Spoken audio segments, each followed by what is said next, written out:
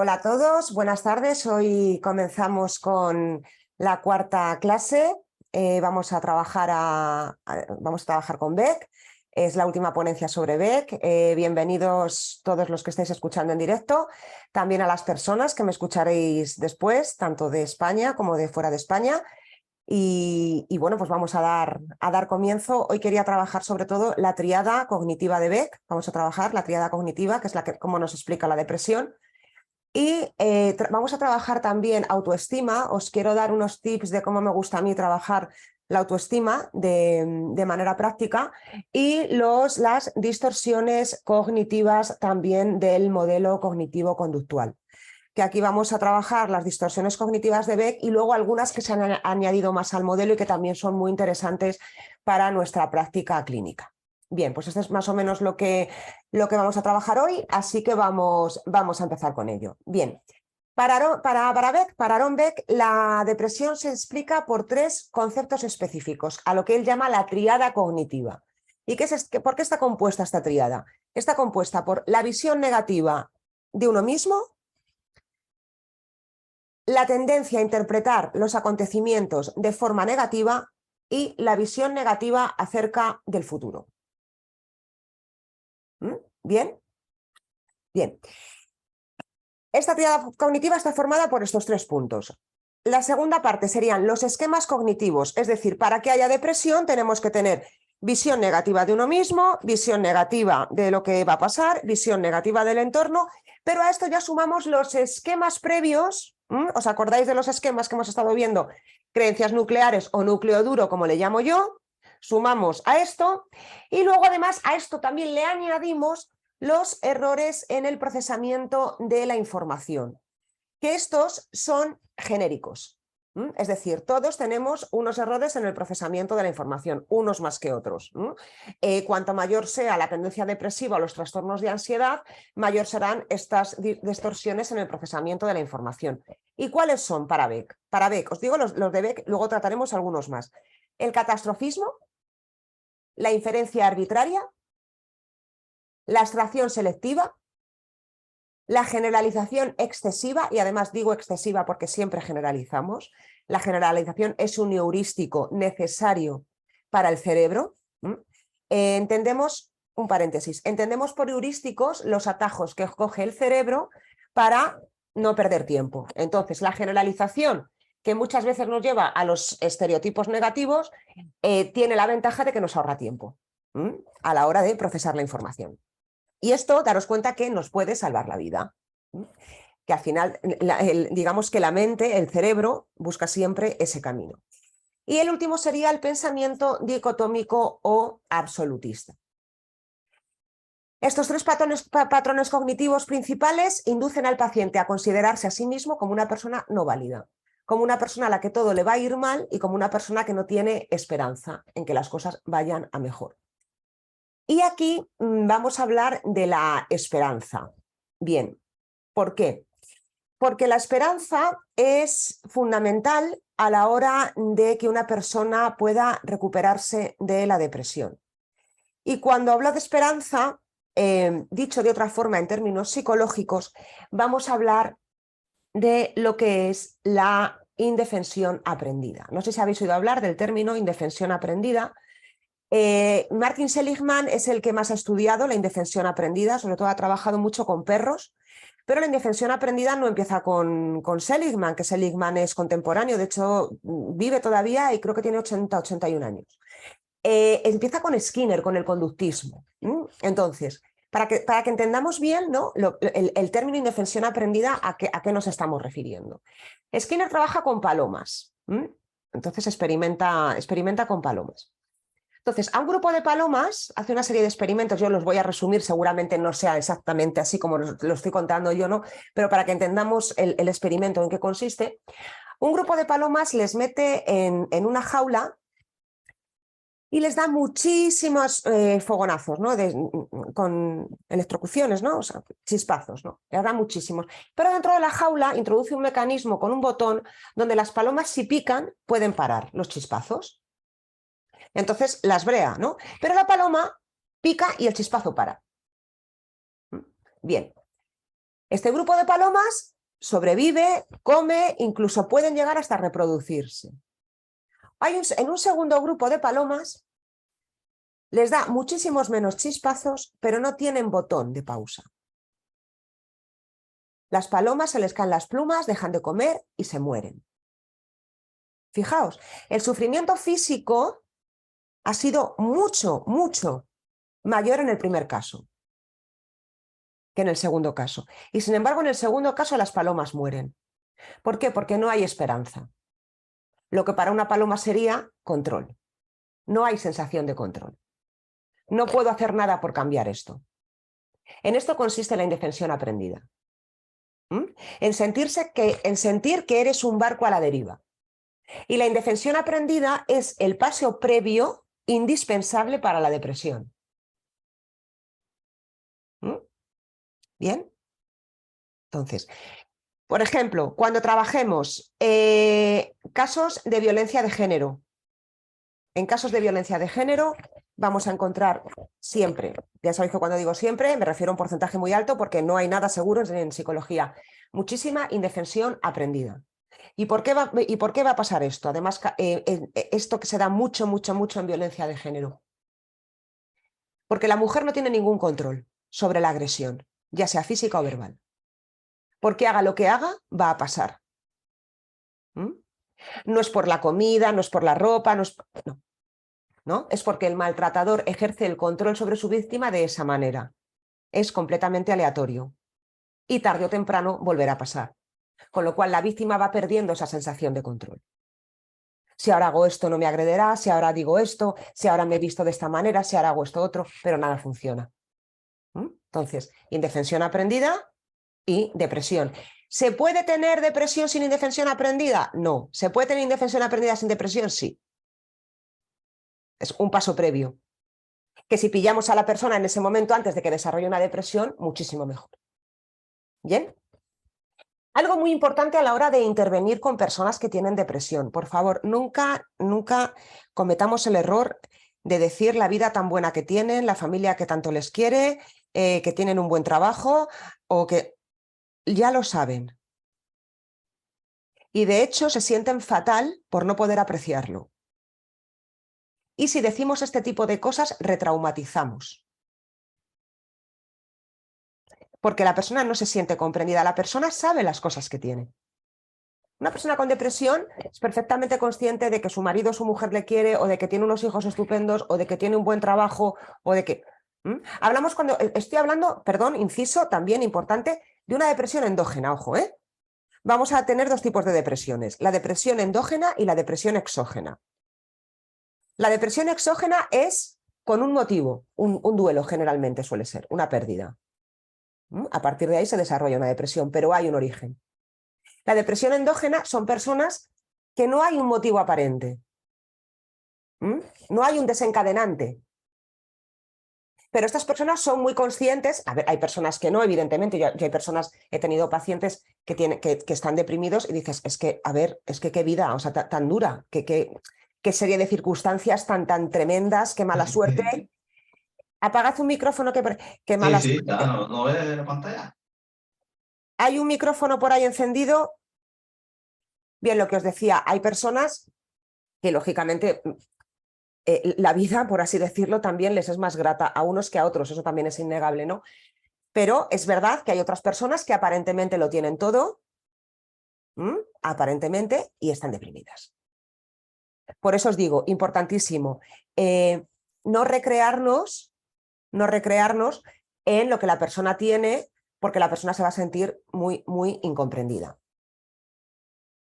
Los pensamientos negativos sobre uno mismo atacan directamente a la autoestima de la persona. ¿Cómo se va a sentir una persona con depresión? Una persona con depresión se va a sentir una completa inútil, va a sentir que no tiene capacidad de hacer nada, va a sentir que todo se le hace una montaña. No es solamente un sentimiento de tristeza, que también acompaña a la depresión, ese sentimiento, esa distimia constante previa a la depresión, ese sentimiento de tristeza, es la sensación de que la persona en sí no va a poder recuperarse, de que no tiene las herramientas necesarias, de que no tiene la capacidad necesaria para poder recuperarse de la depresión. Es decir, hay un bajo autoconcepto, una nula autoconfianza, una nula autoaceptación y un mínimo o nulo autorrespeto. ¿Mm? Esto que os he dicho, estas 4 cosas, autoconcepto, autoaceptación, autoconfianza y autorrespeto, son lo que básicamente conforman la autoestima de la persona. ¿Mm? Bien, entonces, desde el modelo cognitivo-conductual, a mí me gusta mucho trabajar la autoestima con el modelo de Nathaniel Branden. Nathaniel Branden también es un psicólogo cognitivo y os voy a dar una serie de pasos para trabajar la autoestima, porque ¿qué es la autoestima? A ver, tened en cuenta que cuando hablamos de autoestima son entelequias. Es decir, la autoestima es un concepto, son entelequias, no vemos a la autoestima andar por ahí, no es un pez que va nadando, no, o sea, la autoestima es una entelequia. Son conceptos sobre los que tenemos que trabajar y que luego nosotros les damos una entidad, les damos un valor. Bien. Yo básicamente, fundamentalmente, la autoestima, cuando hoy os voy a dar más, os lo voy a ampliar más, pero para mí una persona, lo primero que tiene que hacer para trabajar la autoestima es trabajar la asertividad. No se puede tener autoestima si no tengo asertividad.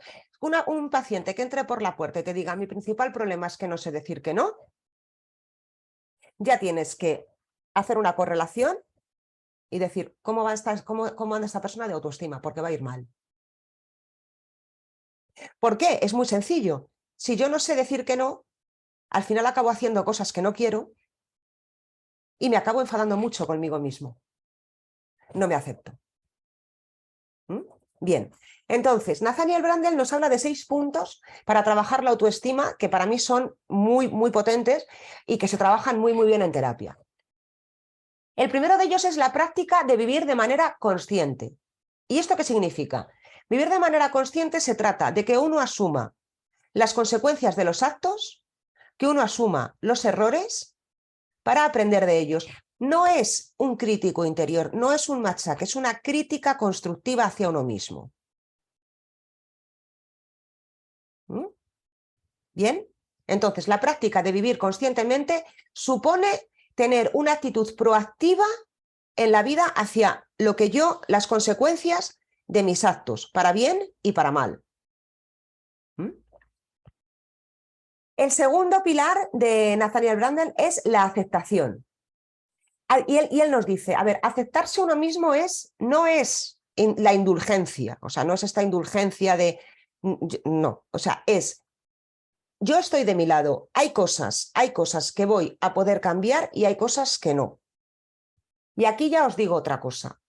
Yo estoy en terapia cansada, harta, por así decirlo, del sufrimiento de personas que creen que por querer, que querer es poder. Eso no es verdad. Las personas tenemos que aprender a aceptar nuestras limitaciones. Y ahora mismo hay una idea de si tú quieres, puedes, lucha, consíguelo, y es mentira. No es verdad. No toda persona que quiera pueda, no toda persona... Es verdad que vemos casos de autorrealización y casos de superación que son maravillosos, pero son la excepción, no la regla. Entonces, hay personas, yo tengo muchas personas en terapia a las que se les junta es que yo debería poder, porque ese de ahí puede. Pero tú no eres ese. Entonces, claro, aquí en terapia se nos pone siempre una disyuntiva que os la vais a encontrar siempre. Es ¿hasta dónde mejorar y cuándo aceptar? Y eso es un reto para trabajar en terapia, porque a mí me ha pasado, sobre todo con pacientes muy perfeccionistas y muy obsesivos, que vamos mejorando, pero llega un momento, yo por ejemplo tengo un paciente muy obsesivo con una fobia social, que claro, este paciente se compara con los líderes del grupo. O sea, cuando sale con gente, él se fija, su fijación es quién lleva la voz cantante en el grupo, ¿no? Quién es el alma de la fiesta, y él quiere ser así, ¿no? Y no va a ser así nunca, porque el carisma es innato. No va a ser así. Yo puedo enseñarle habilidades sociales, yo puedo enseñarle asertividad, yo puedo enseñar, pero yo no le puedo enseñar carisma porque eso no se puede enseñar. ¿Eso se tiene o no se tiene? ¿No? Entonces ahí hay que poner el punto en la aceptación. A ver, puedes conseguir salir, relacionarte, pasarlo bien. Además, que sea algo, que no sea una prueba constante, ¿no? Porque si yo cada vez que salgo, lo que voy a hacer es evaluarme, utilizo, digamos, lo que yo quiero sanar como un método de autoevaluación, esto pasa muchísimo en las impotencias también. Cuando tengáis hombres con problemas de impotencia, os daréis cuenta que la relación sexual ha perdido todo, o sea, ha perdido todo el sex appeal y es un método para que el hombre se autoevalúe. Y además el hombre está deseando terminar para decir he cumplido, me ha salido bien, ya está, me lo quito encima. Y pierde todo el sentido. Pues esto mismo pasa con el tema social, ¿no? que os estoy contando ahora mismo. Entonces, importantísimo, mejorar sí, claro, para eso vamos a terapia, pero aceptar también. Y ahí está el reto. ¿Cuándo toca una cosa o cuándo toca otra? ¿No? Entonces, un tip que os doy es ese, es que la persona sea mejor versión de sí misma, pero no el ideal que tiene de yo debería ser, como me he creado yo en mi imaginación que yo debería ser. Porque no vas a ser eso. Entonces, es importante trabajar lo que yo soy y trabajar lo que yo puedo llegar a ser dentro de mis limitaciones y dentro de lo que, pues de quién soy yo. Bien. Me pregunta Mónica, Beatriz, ¿cómo saber si el perfeccionismo viene de una alta capacidad o de un pensamiento obsesivo? El perfeccionismo es un pensamiento obsesivo.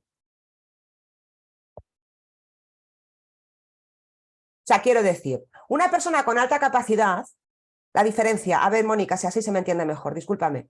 Una persona con alta capacidad puede llegar a la excelencia, pero si no llega no pasa nada, se queda tranquila. Una persona perfeccionista no se queda tranquila. Esa es la diferencia.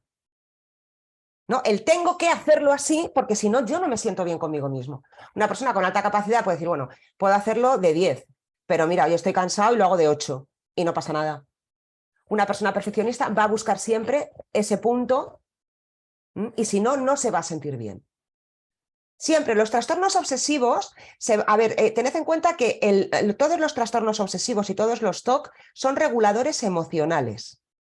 Es decir, la persona perfeccionista intenta hacer las cosas perfectamente bien para sentirse bien. Porque si no, se siente mal. Es decir, el perfeccionismo es un regulador emocional. Si hago esto así, yo me siento bien. Bien, creo que está aclarado. Bien, entonces, como os he dicho, Nathaniel Branden nos da el primer pilar de la autoestima, vivir de manera consciente, que es saber cuáles son mis errores, cómo los puedo corregir, aprender de ellos, reconocer mis debilidades, pero también mis fortalezas. Eso es vivir de manera consciente. ¿Veis? Reconocer mis debilidades, pero también mis fortalezas. La persona perfeccionista se va a obsesionar con que sus debilidades dejen de serlo. Y se va a convertir en una obsesión. Luego, el segundo pilar es la aceptación. Como os he dicho, aquí es donde está el reto, hasta dónde mejorar, luego dónde toca aceptar. Y además la aceptación es importantísima también, la aceptación de lo que no me gusta de mí. ¿Y por qué? Porque como decía Jung, aquí me voy a ir un poquito a Jung, me salgo de la cognitivo-conductual, pero creo que hay una frase maravillosa de Jung que lo dice claramente, que dice: lo que niegas te somete y lo que aceptas te transforma. Claro, lógicamente, porque imaginaos que Pedro me dice: oye, Beatriz, pues es que eres un poco borde a veces. Y yo digo: yo borde, eso, yo no soy borde. Ya no lo puedo cambiar. No voy a cambiar algo que no acepto en mí. Pues lo primero es aceptarlo. O sea, el cambio siempre tiene que venir precedido de la autoaceptación. No se puede cambiar aquello que no se reconoce. Y es muy bonito esto verlo en terapia, porque yo cuando he trabajado la aceptación con muchos pacientes, al final es cuando se ha producido el cambio. O sea, cuando el paciente ha aceptado esa parte de sí mismo que no le gusta y dice, bueno, mira, yo es que esto es lo que yo soy. Esto ya forma parte de mí, ¿no? Yo siempre les digo, les pongo un ejemplo, por si os sirve también para vuestros pacientes. Yo siempre les pongo un ejemplo muy, muy básico. Digo, mira, tú cuando vas a la frutería y compras 1 kilo de naranjas, ¿a que no las abres y te quedas con los gajos dulces y los amargos se los das al frutero? ¿A que no? Pues esto es igual. Tú tienes una naranja y tienes gajos dulces y gajos amargos. Y todo eso eres tú.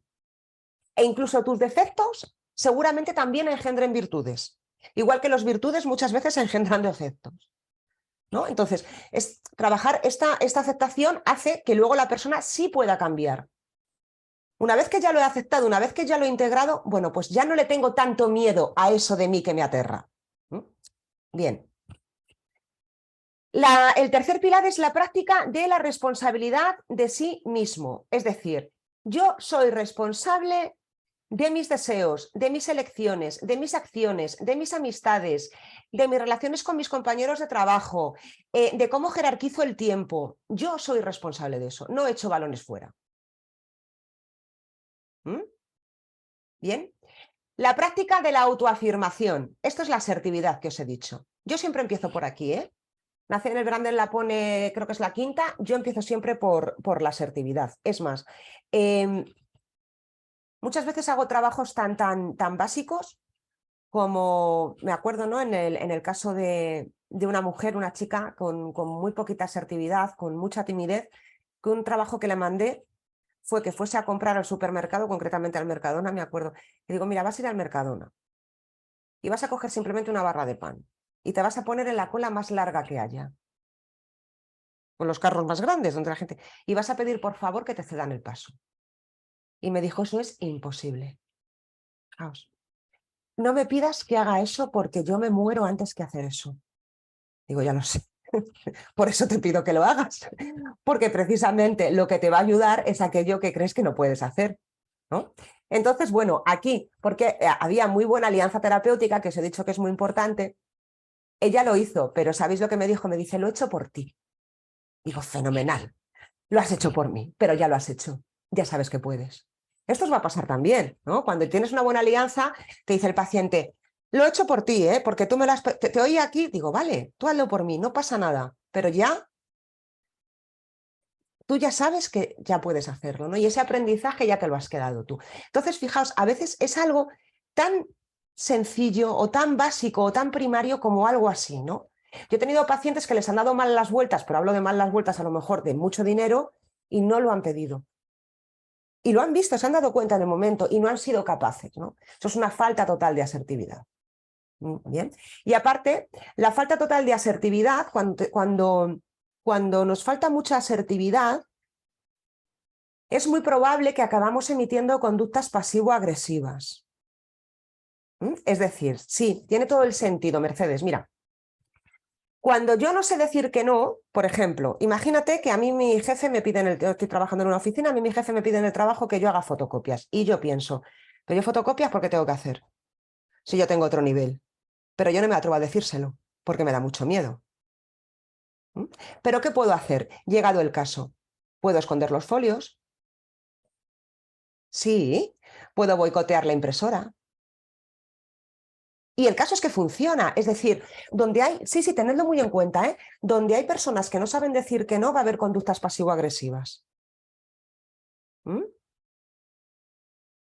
Es también casi matemático, porque al final la persona tiene mucha rabia, al final la persona no quiere hacerlo y se tiene que buscar las formas de conseguir no hacerlo sin quedar mal, que es lo que la persona busca, sobre todo la aprobación, el no quedar mal, el que el otro no me regañe, el complacer. Bien, efectivamente, Mercedes, buscar excusas. Entonces, fundamental, entrenar en asertividad. Y aquí hay unos libros muy buenos de Olga Castañer, os la recomiendo muchísimo. Olga Castañer es española. y tiene unos libros maravillosos sobre asertividad. Educar en asertividad también tiene para niños, o sea que yo realmente ahí, vamos, yo es donde he aprendido, ha sido muchísimo con Olga. Y luego otro pilar de la autoestima es la práctica de vivir con un propósito. Esto es fundamental. Fundamental para las personas con depresión. Yo el otro día estaba escuchando a Marian Rojas y decía, hay personas que no tienen depresión, lo que tienen es una vida vacía.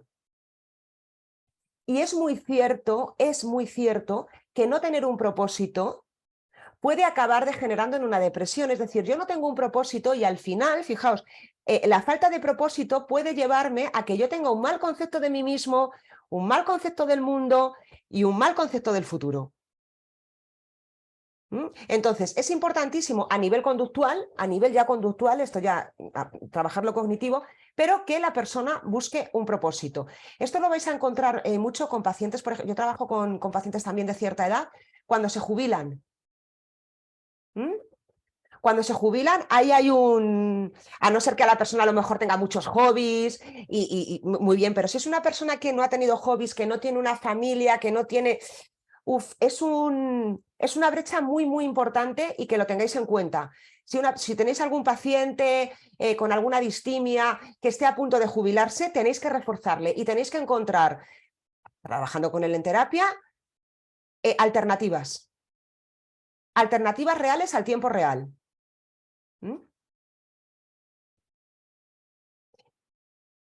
Cuando vivimos con un propósito, sí, Valeria, efectivamente, cuando se retiran, sí, es así. O sea, la depresión y la jubilación van muy, muy de la mano. Igual que el síndrome del nido vacío, ojo, cuando se van los hijos de casa. Porque el propósito ha sido la crianza. Y cuando ya no tengo ese propósito, viene la depresión. Entonces, fijaos, de estos 6 pilares que nos habla el autor, fundamentales para empezar a trabajar, si veis que a lo mejor la persona ya tiene, ¿no? ya tiene síntomas depresivos, asertividad y el propósito, vivir con un propósito, buscar un propósito. Esto a veces es complicado, y sobre todo cuando una persona tiene depresión, porque es un círculo vicioso. No tiene ganas de hacer nada, es muy complicado y a veces cuesta muchísimo trabajo y a veces se consigue y a veces no, También os lo digo pero bueno, hay que intentarlo siempre. Y por último, la práctica de la integridad personal. ¿Y esto qué significa? Significa ser coherente. Es importante que la persona, y esto tiene mucho que ver con la asertividad, ser coherente entre lo que pienso, lo que digo y lo que hago.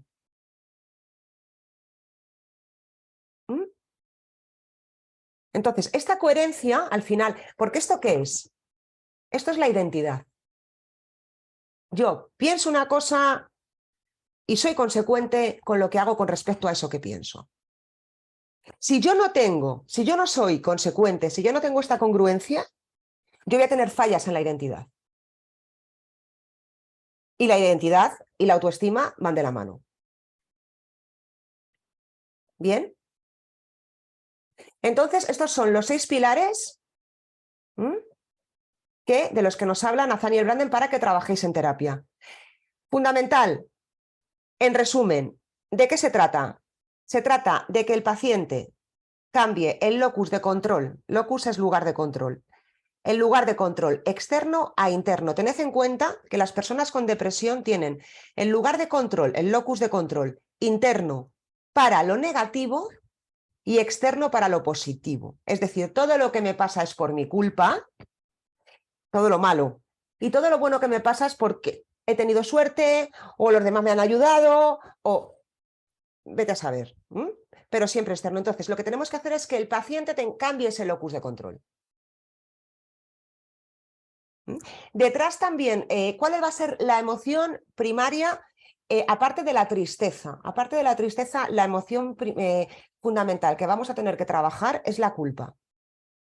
Entonces, vamos a ver qué esquemas cognitivos han derivado en esa culpa. Fijaos, yo tuve una paciente con depresión porque el hijo tenía que repetir un curso. Y ella entró en depresión. Bueno, ¿no? ¿Qué está pasando, no? Claro. ¿Qué dice de ti que tu hijo suspenda?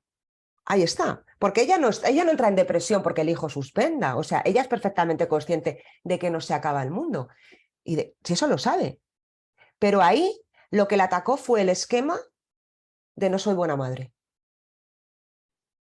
¿Mm? Ella tuvo, claro, es que fijaos, ¿no? A veces cómo se atan las cosas, ella tuvo una depresión posparto en la cual no pudo cuidar debidamente, como ella consideraba, debidamente no voy a decir, no quiero decir esa palabra, no pudo cuidar como ella consideraba de su hijo, se generó muchísima culpa en ese sentido, esquema, creencia nuclear, soy una mala madre, y ese esquema, ¿os acordáis? Latente, hipervalente, es un esquema latente. Está ahí latente y cuando hay la oportunidad de que salga ese esquema, sale. Cuando el chaval tiene que repetir un curso. Porque al final lo que significaba para ella que su hijo repitiese es que ella no había hecho las cosas bien y había sido una mala madre. ¿Mm? O sea, que fijaos a veces de una cosa que aparentemente, claro, hay que ir a lo que significa para la persona. Y la pregunta es esa, ¿qué significa para ti que tu hijo suspenda? Ahí sale rápido, ¿no? Porque al final, bien, no sé si hay alguna pregunta, pero bueno, ya las voy a dejar para el final. Y ahora vamos a ir a las distorsiones cognitivas. Bien. Cuando Beck nos habla de distorsiones cognitivas, nos habla del procesamiento de la información, es decir, estamos sesgados. Tenemos sesgos, ¿no? Y a partir de ahí, sesgos que en un momento dado nos pueden venir bien, pero que nos complican la vida en el día a día, ¿no? Entonces, algunos nos pueden venir bien, otros no nos pueden venir bien, pero casi todos los sesgos también tienen un fundamento evolutivo y vamos a ir viéndolos. Mirad, los sesgos son la inferencia arbitraria. ¿La inferencia arbitraria en qué consiste? Es llegar a una conclusión sin evidencia o incluso con evidencia contraria a esa conclusión. Por ejemplo, esto le pasa muchísimo a las personas tímidas, las personas que tienen timidez. Voy a caer mal, seguro. Yo en este grupo no voy a encajar. No tengo nada que hacer con esta gente. O imaginaos, ¿no? Por ejemplo, que ahora yo digo, se están aburriendo en la clase. Estoy viendo yo a Pedro que está así y eso es que se está aburriendo, Pedro. Eso es lectura del pensamiento. Pero va acorde con mi propio sesgo. Es decir, imaginaos además que yo no me he preparado bien la clase. Ya voy pensando eso. Uf, qué mal lo voy a hacer. Y entonces veo a Pedro que hace así. Y veo que Mercedes está apuntando otras cosas. Y yo ya digo, Mercedes está mirando el móvil. Mercedes está mirando el móvil. Esto no le está gustando a nadie. Y no tengo ninguna evidencia de nada. Son pensamientos, digamos, que rozan lo mágico, ¿no?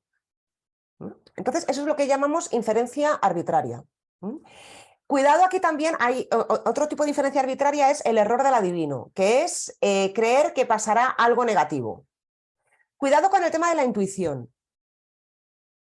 Aquí, a ver, yo aquí tengo una disyuntiva y no sé salir de ella, os soy sincera, porque es verdad que el ser humano tiene mucha intuición, entonces hay cosas que tenemos que hacer caso a nuestra intuición. ¿Y dónde termina la intuición y empieza el error del adivino? No lo sabría decir, ¿no? Pero por eso, que a veces, no siempre cuando un paciente nos diga es que yo creo que esto va a salir mal, es el error del adivino, a lo mejor está percibiendo a nivel intuitivo otras cosas y realmente tiene razón en su percepción. Sobre todo, por ejemplo, temas de elección de pareja. Sí, pues este chico parece majísimo, pero hay algo en él que me da mala espina. Pues, ojo, que ahí puede haber una intuición, una sabia intuición ancestral, ¿no? Entonces, por eso os digo que aquí también hay que tratarlo con pies de plomo. Bien, otra distorsión cognitiva es la abstracción selectiva.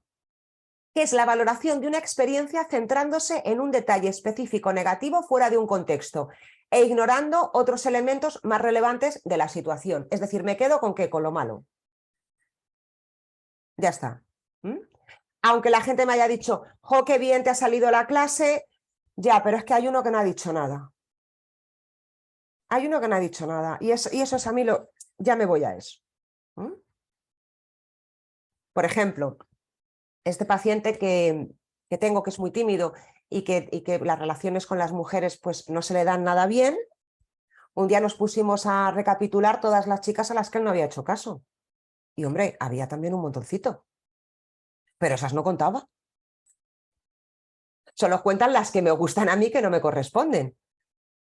O sea, y eso es la abstracción selectiva. ¿Veis? Cuando estuvimos mirándolo, a él le ayudó muchísimo. Y dices, que es verdad, es que yo también. Es que de esto no me acordaba. Solo me acuerdo de cuando me rechazan a mí, pero cuando rechazo yo. Entonces, buscad siempre para la abstracción selectiva ejemplos de lo contrario.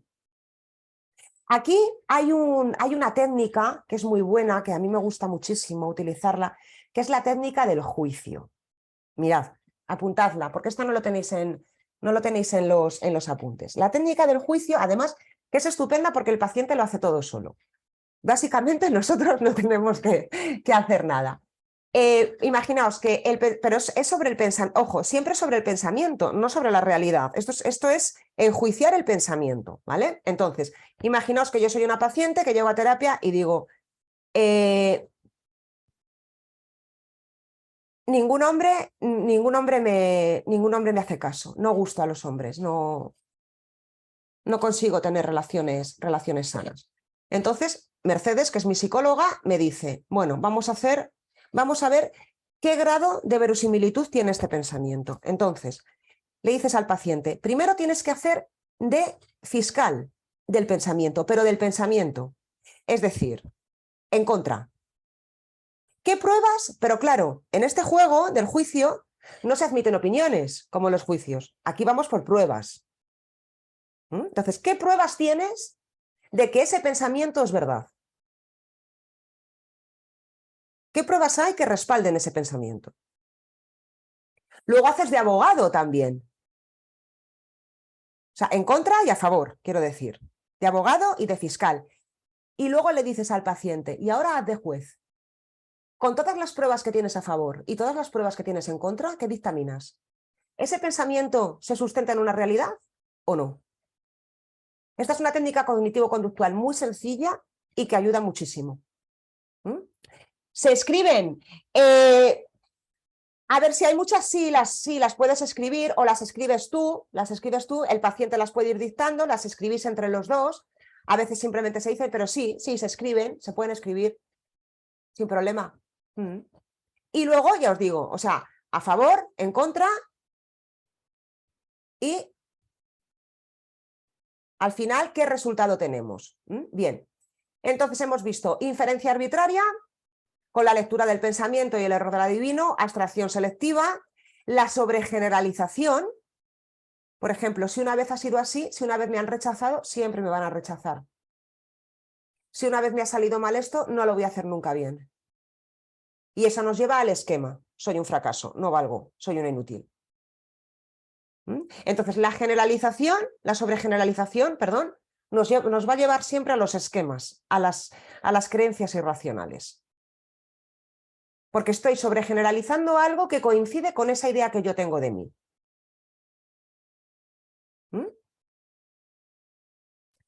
Cuando os encontréis, por ejemplo, en casos más social, nunca ningún hombre o ninguna mujer me va a querer, el esquema que suele haber, el esquema nuclear es no merezco amor. No es tanto de invalidez como en el otro esquema de no soy válido, no hago nada, es no merezco amor, que es diferente. Ahí tendréis que trabajar la familia de origen, ¿eh? Bien, otro sesgo, otro error cognitivo, procesamiento de la información es la magnificación o la minimización. Es decir, las personas con depresión o con ansiedad magnifican lo negativo y minimizan lo positivo. Y hasta cierto punto hay que decirles, aquí hay que darles psicoeducación. Y hay que decirles una cosa. Es normal que tengas más emociones negativas que positivas. ¿Por qué? Porque las negativas te salvan la vida. ¿Mm? O sea, es normal. Y de hecho hay una corriente, ¿no?, que habla de lo que es el realismo depresivo. Es decir, al parecer, yo esta vez esto lo leí en un artículo científico, al parecer la vida, la realidad es mucho más dura de lo que la percibimos. Y realmente lo que estamos sesgados en positivo los demás. ¿Mm? Y daros cuenta, tiene todo el sentido. Yo creo que si nos acordásemos de lo malo, tal y como lo hemos vivido, con esa misma intensidad, por ejemplo, a lo mejor una mujer no tenía más de un hijo. ¿Mm? Si nos acordásemos con la misma intensidad de las experiencias a nivel negativo, es decir, tenemos un sesgo y es de supervivencia. Para acordarnos que nos quedamos con lo bueno y lo malo lo olvidamos, porque eso nos ayuda a sobrevivir, nos ayuda a reproducirnos, nos ayuda a seguir para adelante. Bien, otra distorsión es la catastrofización. La persona piensa que va a suceder algo siempre terrible e insoportable. Aquí, importante, trabajar lenguaje interno. Esto lo vamos a trabajar en terapia porque las personas con depresión y con ansiedad tienen un lenguaje muy exagerado. Esto es insoportable, no hay quien lo soporte, no puedo vivir así, no puedo... ¿No? Entonces, ese lenguaje hay que reeducarlo. Decir, bueno, insoportable, vamos a ver. Busca otra palabra que no sea tan extrema porque, claro, te lo estás creyendo. O sea, al final tened en cuenta que el lenguaje, esto lo dice el constructivismo, el lenguaje es una trampa. Porque, digamos que yo solamente puedo expresar lo que yo siento a través de las palabras que se han creado, pero ¿y si yo siento algo diferente, ¿no? O sea, por ejemplo, estoy alegre, pero ¿cómo alegre? Igual de alegre que Mercedes, ¿cuál es mi alegría? ¿Cuál es la alegría de Mercedes o de Pedro? ¿En qué grado de alegre estoy? Entonces, el lenguaje nos limita, en cierta medida. Eso es lo que dice el constructivismo también, que construimos el mundo a través del lenguaje. Entonces, el lenguaje es importante trabajarlo en terapia y ver cómo la persona se está contando esa narrativa. Y que genere un nuevo patrón de lenguaje interno a la hora de hablar consigo mismo. Oye, tú cuando te levantas por la mañana, cuando te miras al espejo, ¿qué dices? ¿Qué te dices? Ya veréis las burradas que se dicen, ¿no? Y ahí yo, por ejemplo, siempre hago la misma intervención. Le digo, ¿tú le dirías eso a tu mejor amiga, a tu mejor amigo? Dice, no. Ya, pero yo sí me lo merezco.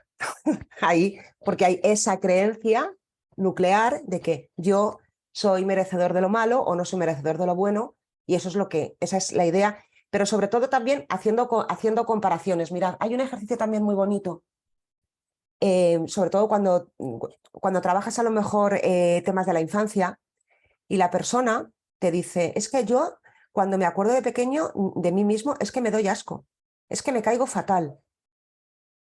¿Sabéis lo que yo los mando a hacer? Le digo, te vas a ir a un parque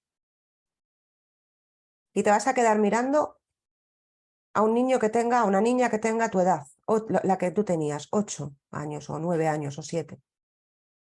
A ver qué sientes. Entonces, eso les ayuda a reestructurarse.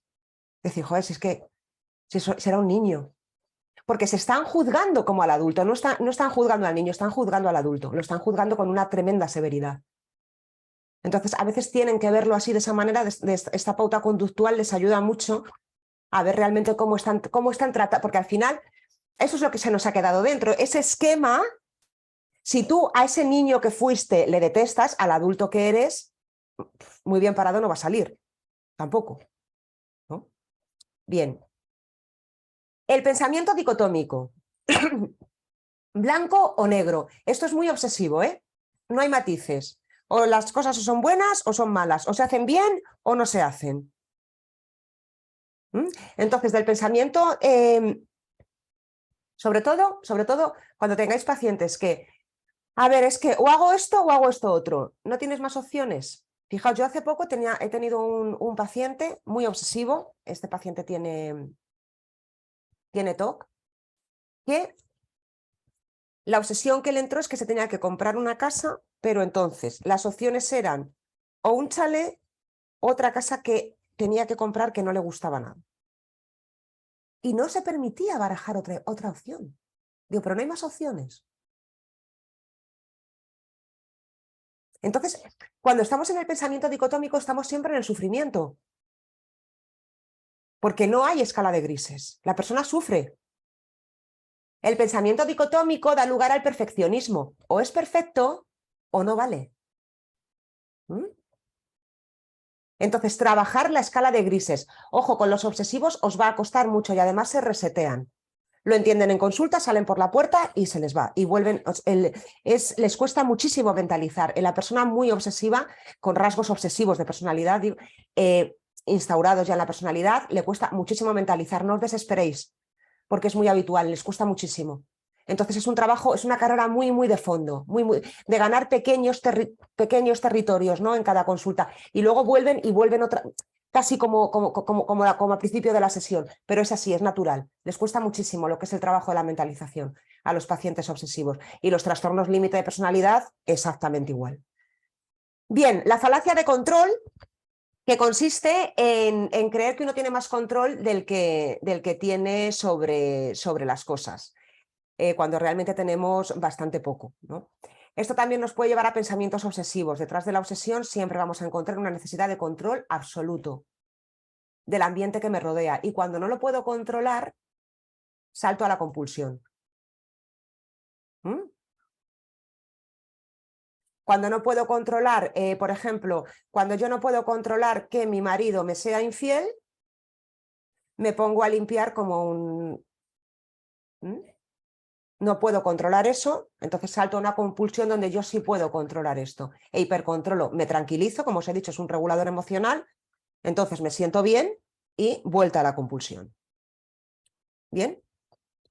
Y la falacia de la justicia consiste en la tendencia a valorar como injusto todo aquello que no coincide con los deseos personales. Las cosas deberían ser así. ¿Mm? Cuando tengáis una persona con el tema de la justicia, obsesivos también. ¿Mm? Entonces, trabajar pensamiento dicotómico, trabajar sobre generalización, porque va por la línea obsesiva. Yo ahí también siempre les digo, cuando me hablan de la injusticia, ahí a veces soy un poco dura, no sé si os lo conté en la primera clase, es que esto siempre lo pongo de ejemplo. Yo siempre se lo digo, le digo, tú fíjate que estamos tú y yo aquí hablando de lo injusta que es la vida y hay niños muriéndose de hambre en África. Y a ti te parece injusto que tu jefe te trate así. Es que es así la vida. Es que la vida no es justa, que ahí es donde vamos a pasar, donde veremos la semana que viene los pensamientos irracionales de Ellis. ¿Os acordáis que os dije? Son 12, pero se resumen en 3. La vida no es justa, que yo trate bien a la gente no significa que los demás me tengan que tratar bien a mí, y que yo haga las cosas bien no significa que me vayan a salir bien. ¿Mm? Así que bueno, con esto doy por finalizado no, o sea, voy a dar paso a las preguntas. Bien, a ver, ¿tenéis alguna pregunta por aquí? Mi caso, me jubilé, mira Paco, me jubilé hace 5 años y me puse a estudiar psicología, entre otras cosas, sin hacer nada no puedo estar. Pues muy bien. Vale, ¿es lo mismo inferencia arbitraria que lectura del pensamiento? No, la lectura del pensamiento es un tipo de inferencia arbitraria. Es decir, la inferencia arbitraria y el error del adivino, digamos que son dos subtipos de la inferencia arbitraria. La lectura del pensamiento y el error del adivino. ¿Mm? Pero fijaos, sí, ¿algún consejo, tip para buscar propósitos de vida en personas que afirman no tenerlo? Buena pregunta, Mal, buenísima pregunta. Y muy difícil, muy difícil. El no tener un propósito de vida yo creo que es lo peor que le puede pasar a una persona. O sea, es demoledor. Es demoledor, porque además el no tener propósito de vida te habla también de una ausencia de vínculos, casi siempre. Porque el que no tiene un hijo, o tiene un nieto, o tiene un hermano, o tiene un sobrino, o tiene una pareja, ya tiene un propósito. Vamos a hacer... Pero es que donde no hay propósito no hay vínculo. Entonces yo, Amal, el tip que te doy es que se vinculen. Yo, por ejemplo, esto lo trabajé, yo he estado muchos años con un paciente con una depresión endógena, era un paciente crónico, a día de hoy ya no le tengo de paciente precisamente porque se buscó, pero tardamos años. Claro, es que él empeoró cuando se jubiló. Cuando se jubila, empeora. Y va empeorando, además que se jubila justo en el confinamiento, o sea, es que fue, la verdad es que sí, la verdad es que fue todo le vino en cadena. Y nada, y al final, claro, él era profesor. Y entonces él está a día de hoy en una ONG enseñando español a extranjeros, a inmigrantes. Entonces ha encontrado ese propósito. Pero yo siempre le dije una cosa, ojo, cuando no hay un propósito, siempre tiene que haber vínculo. O sea, el propósito no puede ser hacer punto.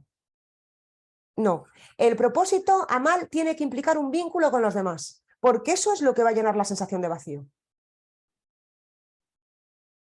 ¿Vale? O sea, que sean cosas donde la persona se pueda vincular con otros. A ver, me pregunta Pedro, ¿los esquemas siempre vienen generados de la infancia en referencia a la... Siempre. Los esquemas van a venir siempre, a no ser, excepciones, un estrés postraumático agudo. Puede pasar también, ¿eh? Puede pasar. Y se genere un esquema a raíz de ahí. Por ejemplo, una violación, una catástrofe natural, los soldados en guerra. Ahí puede pasar. También que se genere un esquema. Pero quitando eso, el esquema siempre viene de la infancia. ¿Y se genera dónde? En la familia o con las figuras de apego o las figuras que son representativas para la persona. A nivel vincular. Por eso, Amal, fíjate, es importante el vínculo. Es decir, porque lo que un vínculo me quita, otro vínculo me lo puede dar. ¿Mm? Bien, ¿cómo trabajar la falacia de control con otro ejemplo que no sea el hombre de África que no le dé a la paciente? Ella es ella y su necesidad y su deseo de ser complacida, porque si no es injusto. Bueno, Milagros, pues aquí habría que... A ver, es que por lo que me estás hablando estamos tocando un poco ya el narcisismo, ¿no? A mí es que esto que describes, o sea, ella es ella, su necesidad y su deseo de ser complacida, porque si no es injusto. A ver, si estamos ya con tintes narcisistas, poco hay que hacer. Poco hay que hacer.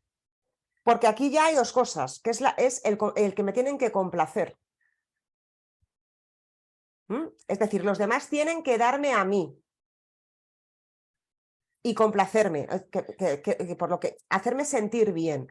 Entonces, a ver, no sé si hay tintas, o sea, como lo has expresado así, a mí me iría por ahí. Pero en caso de que no fuese, trabajar sobre todo la empatía. Trabajar sobre todo la empatía en la inversión de roles.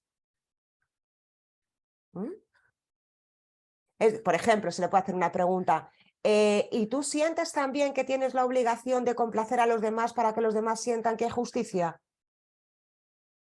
Es darle la vuelta desde lo cognitivo. Si te contesta, bueno, es que es distinto. Narcisismo. Falta de empatía. O sea, si yo soy yo y mis circunstancias y yo soy yo y yo no puedo empatizar ni puedo ponerme en el lugar del otro, narcisismo. Hay poquito que hacer ahí ya.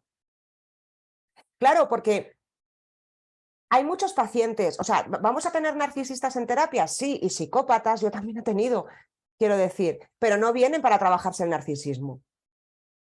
Porque ahí no hay nada que trabajar, porque ellos están muy bien y los que están mal son los demás. Entonces, un narcisista te puede venir a terapia porque tenga ansiedad. Claro, los narcisistas tienen ansiedad. Un narcisista puede tener depresión.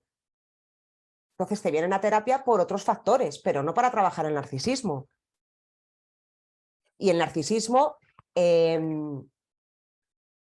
no, yo leo por ahí que hay técnicas, pero es que no, yo no lo veo que se pueda trabajar porque la persona narcisista siempre parte de la premisa, siempre parte de una premisa, no va a entrar en una relación horizontal nunca. El narcisista está siempre en la verticalidad, porque yo soy mejor, porque yo estoy por encima, porque yo merezco más. Entonces, tiene ese esquema, ¿no?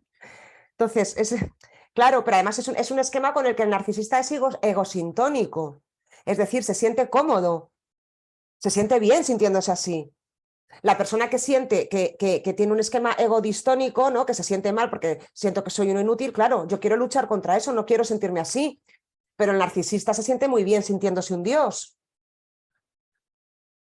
Entonces es muy complicado de trabajar en terapia. Y además que cuando entras así, seguramente el narcisista suele abandonar la terapia. O sea, cuando ya entras, esa es su línea de flotación. Entonces el narcisista se va. En cuanto tú le confrontes, en cuanto tú se va. Y se va con cajas destempladas. Y si es posible, te pega un fogonazo. A ser posible, es así. Hay que también estar prevenidos, hay que saber que es parte de nuestro trabajo y ya está. ¿Alguna pregunta más? ¿Se os ocurre algo más? Lourdes, ¿alguna pregunta más? ¿Que no has preguntado nada? ¿No? ¿Todo bien? Sí, pero Lourdes, ¿no te la he contestado? No, sí se la contesté. O no sé si hizo alguna antes. Ah, bueno, me pregunta aquí Amal lo que hemos estado hablando. ¿Cómo sabemos qué aceptar y qué cambiar? Porque en ciertos pacientes no es sencillo establecer esta diferencia. No. Y además, mira, en terapia de pareja va a pasar mucho cuando tengas un dependiente emocional. Cuando tengas un dependiente emocional en terapia de pareja, nunca es suficiente el cambio. Vienen con una demanda y si esa demanda se satisface, hay más cosas. Siempre hay más, siempre hay más, siempre hay más. ¿No? Porque claro, hay demandas que en terapia de pareja hombre, pues que son completamente lógicas, pero cuando ya entramos en ese bucle infinito de ya ahora esto, y ahora lo otro, y ahora tal, ahí ya sondea por la dependencia emocional y tendrás que trabajar esos esquemas que tenga esa persona. Y como te he dicho, es complicado de saber, o sea, bueno, es complicado y no. O sea, al final hay una pregunta, ¿no? que también puedes hacer, que es la pregunta milagro. Esta es de la terapia posmoderna, pero a mí me gusta mucho, yo también la utilizo y os la digo. La pregunta milagro es, si yo pudiese hacer un milagro hoy para ti, ¿qué querrías? ¿No? ¿Vale? Y entonces te dice, pues poder hablar en público. ¿Vale? Le dices, y de 0 a 10, ¿cuánto de cerca o de lejos estamos de ese milagro? Siendo 0 lejísimos y 10 muy cerca, estoy ya casi a punto de hablar en público, te dicen 0, vale, bien. Si esa persona consigue hablar en público y le haces la pregunta milagro y tiene otra,